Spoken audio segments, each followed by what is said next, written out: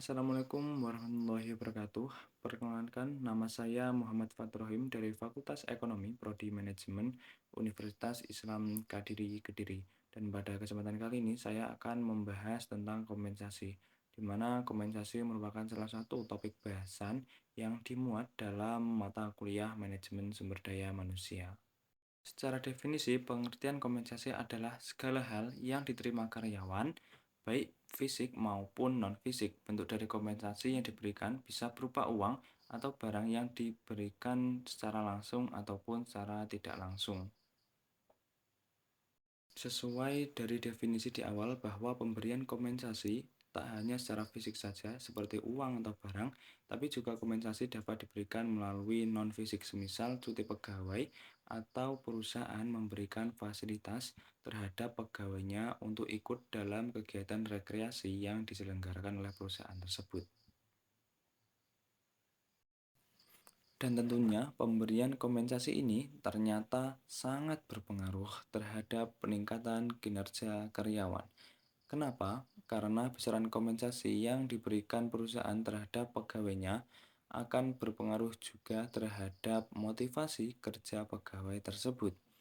Ketika pegawai tersebut mendapatkan kompensasi sesuai harapan mereka, atau bahkan kompensasi yang diberikan perusahaan melebihi ekspektasi mereka, maka hal ini membuat motivasi kerja mereka menjadi meningkat. Dan ketika motivasi kerja meningkat, maka kinerja dari pegawai juga otomatis meningkat. Dan hal ini membuat pegawai menjadi loyal terhadap perusahaan. Dan pada gilirannya nanti ketika pegawai loyal, maka turnover yang terjadi dalam perusahaan juga dapat diminimalkan. Lantas, apabila kompensasi yang diberikan perusahaan ternyata tidak sesuai harapan pegawainya, itu gimana?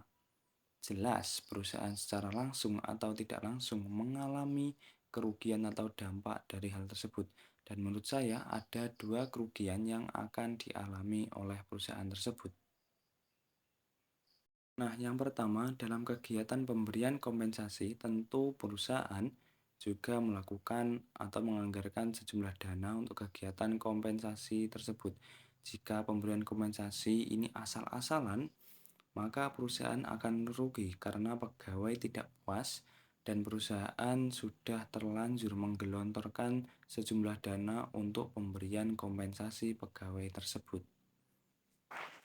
Yang kedua, ketika pegawai merasa tidak puas, tentu hal yang mungkin terjadi adalah tidak adanya peningkatan kinerja atau bahkan kinerjanya malah menurun akibat dari ketidakpuasan pemberian kompensasi tersebut. Melihat beberapa pengaruh tersebut, baik pengaruh positif ataupun pengaruh negatif yang sudah saya jelaskan, maka perusahaan sebelum memberikan kompensasi harus betul-betul melakukan riset ataupun analisa mendalam terkait besaran kompensasi yang akan diberikan, sehingga besaran kompensasi yang nantinya diberikan sesuai dengan harapan pegawainya. Dan alangkah bijaknya lagi bila perusahaan terus melakukan evaluasi setelah memberikan kompensasi, yang dimana hasil dari evaluasi ini bisa untuk dibuat acuan perusahaan dalam memberikan kompensasi ke depannya atau selanjutnya. Untuk evaluasi ini bisa dilakukan dengan cara melakukan wawancara, interview, atau kan memberikan kuesioner kepada pegawai-pegawai yang menerima kompensasi tersebut. Apakah pegawai tersebut puas atau tidak terhadap pemberian kompensasi yang diberikan oleh perusahaan tersebut?